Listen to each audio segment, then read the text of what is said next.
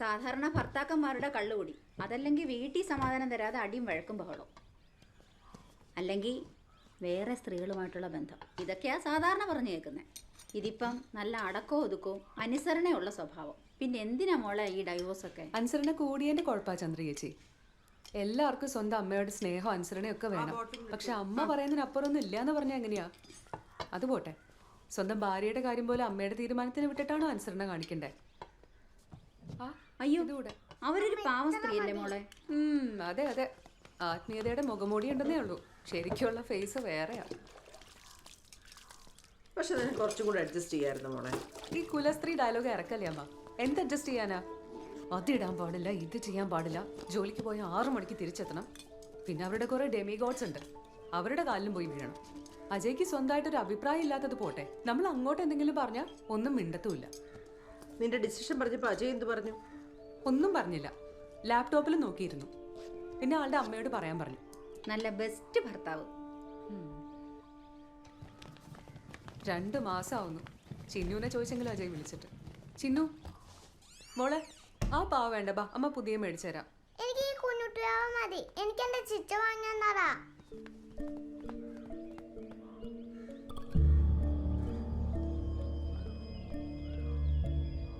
Mrs Padmaja അപ്പൊ കൂടെ വരുന്നില്ല എന്നുള്ള തീരുമാനത്തിൽ ഉറച്ചു നിൽക്കാണോ? കുഞ്ഞി പോയിട്ട് 1 കൊല്ലം പോലും ആയില്ല മോളെ. പിന്നെ ഞാൻ എങ്ങനാ? അവൾ ഇവിടെയൊക്കെ തന്നെ ഉണ്ട്. ഇങ്ങനെ സെൻഡി ആവല്ലേ അമ്മ? ഹാപ്പി ആയിട്ട് രാഹുലം തുടങ്ങുന്നതിന് മുമ്പ് നീ പോവാൻ നോക്ക്. എല്ലാത്തിലും ഒരു ശ്രദ്ധ വേണം. നിന്റെ സമയം അത്ര ശരിയല്ല കേട്ടോ. അമ്മയുടെ ടൈം നല്ല ബെസ്റ്റ് അല്ലേ? അമ്പലോ നഴ്സറിയും ട്യൂഷനും ഒക്കെ ആയിട്ട് നല്ല ഹാപ്പി ലൈഫ്. പിന്നെ ഞാനും ഇതൊക്കെ കളഞ്ഞിട്ടൊരു വരവുണ്ടേ. ഇങ്ങനെ എൻഗേജ്ഡ് ആയിരിക്കുമ്പോൾ ഒരുപാട് കാര്യങ്ങൾ ഓർക്കത്തില്ല. അതാ അടുത്ത മീറ്റിംഗിന് വരുമ്പോൾ ഞാൻ നിന്റെ പുതിയ സംഗീതത്തിലേക്ക് വരുന്നുണ്ട്. Welcome welcome. ചിന്നു, അമ്മമ്മയ്ക്ക് ഉമ്മ. മതി മതി മതി മതി, നീ ബാക്കി വാട്സാപ്പിൽ അയക്കാം കേട്ടോ. പോട്ടെ അമ്മ.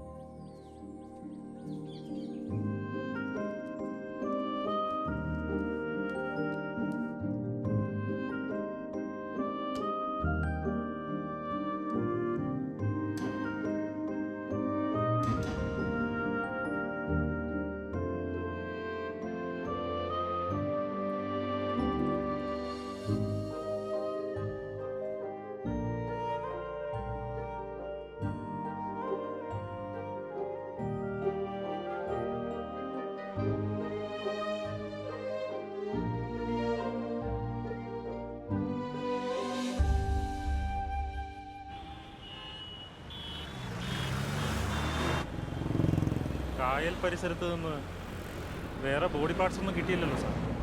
അങ്ങനെ എന്തെങ്കിലും കിട്ടിയിരുന്നെങ്കിൽ നമ്മുടെ കേസിനൊരു സപ്പോർട്ടായ. അതിനൊരു സാധ്യത കാണുന്നില്ല.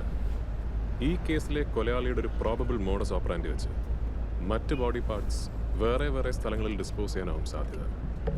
തല ഇവിടെ നിന്ന് കിട്ടി, മറ്റ് ശരീരഭാഗങ്ങൾ വേറെ വേറെ സ്ഥലങ്ങൾ. സർ, ഈ വേറെ വേറെ സ്ഥലങ്ങൾ എന്ന് പറയുമ്പോൾ അധികം ആൾക്കാർ ശ്രദ്ധിക്കാൻ ഇടയില്ലാത്ത സ്ഥലങ്ങൾ. ഇനി വല്ല റെയിൽവേ ട്രാക്സോ മറ്റോ ആണെങ്കിൽ ക്ലെയിം ചെയ്യപ്പെടാത്ത ബോഡികൾ സർക്കാർ ചെലവിൽ ക്രിമേറ്റ് ചെയ്യും. ഡോക്ടർ സന പറഞ്ഞതുപോലെ ഇത് 2019 സെപ്റ്റംബറിലോ മറ്റോ നടന്ന ഡെത്താണെങ്കിൽ മറ്റ് ബോഡി പാർട്സ് ഒന്നും കിട്ടാത്ത സ്ഥിതിക്ക് വിക്ടിമിനെ കണ്ടെത്തുക അത്ര എളുപ്പമാവില്ല.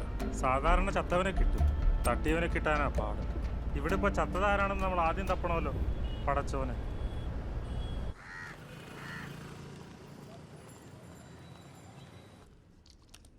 നാച്ചുറൽ ഗാർഡിയൻ എന്ന നിലയ്ക്ക് ചിന്നുവിൻ്റെ കസ്റ്റഡി അവർക്കും ആവശ്യപ്പെടാം. പിന്നെ മ്യൂച്വൽ ഡിവോഴ്സ് അല്ലാത്തതുകൊണ്ട് അതിൻ്റെ ചില പ്രശ്നങ്ങളും ഉണ്ട്. എൻ്റെ ഡിസിഷനിൽ മാറ്റമില്ല ഹരിത. പിന്നെ ചിന്നുവിൻ്റെ കാര്യം, എൻ്റെ മോളെ എൻ്റെ കൂടെയല്ലേ നിൽക്കണ്ടേ? മേധ ഇമോഷണലി അത് ഓക്കെയാണ്, പക്ഷേ ലീഗലി നോക്കാം. ഞാൻ ഏത് എക്സ്റ്റെൻറ്റ് വരെയും പോകാൻ തയ്യാറാണ്.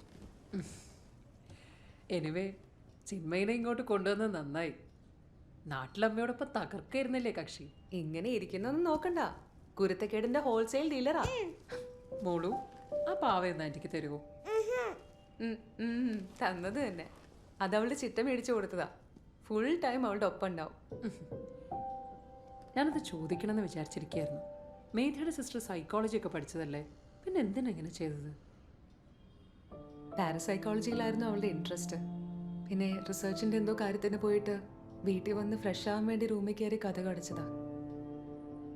കുറേ നേരം കഴിഞ്ഞ് അമ്മ പോയി നോക്കുമ്പോൾ ദുപ്പട്ടയുടെ തുമ്പിൽ റീസണെങ്കിലും അറിഞ്ഞിരുന്നെങ്കിൽ ഇത്ര വിഷമം ഉണ്ടാവില്ലായിരുന്നു. അത് പോട്ടെ. ചിന്മയി ഇവിടെ പുതിയ സ്കൂളിലൊക്കെ ചേർന്ന് സിറ്റിയിലെ ആളായല്ലേ? ആ എന്നാ പിന്നെ അമ്മയോട് ഇവിടെ ഒരു വീട് വാങ്ങാൻ പറ. ദേ വക്കീലെ, ഈ വില്ല പ്രോജക്റ്റിന്റെ ക്യാൻവാസിങ് ഇങ്ങോട്ട് വേണ്ട കേട്ടോ. ഞാൻ ഇപ്പോഴും തനി നാട്ടുമ്പുറത്തുകാരിയാ. ശരി, ഇന്ന് ഞങ്ങൾ ഇറങ്ങട്ടെ. ചിന്നു ആന്റിയുടെ അടുത്ത് ബായ് പറ. ബൈ ബായ് മോളു.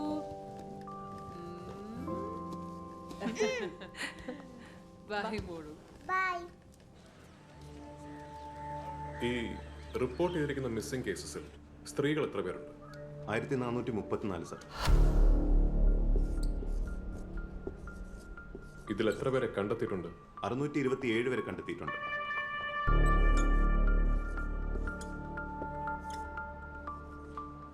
സർ, ഇതിൽ 579 പേരുടെ ബോഡി കിട്ടിയിട്ടുണ്ട്.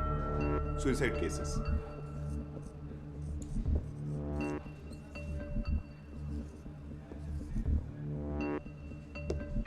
ഈ 228-ൽ എത്ര പേരുണ്ട് 25-നും 30-നും ഇടയിൽ പ്രായമുള്ളവർ? 37 പേർ. ഈ 37 പേരുടെയും ഫുൾ ഡീറ്റെയിൽസ് വിത്ത് ഫോട്ടോഗ്രാഫ്സ് എടുക്കണം. അതിൽ സ്കള്ളിന്റെ അനാറ്റമിക്കൽ ഡേറ്റയായിട്ട് മാച്ച് ചെയ്യുന്ന ഫോട്ടോസ് ഉണ്ടെങ്കിൽ റെഫറൻസ് സാമ്പിൾ എടുത്ത് DNA ടെസ്റ്റിന് അയക്കണം. സർ.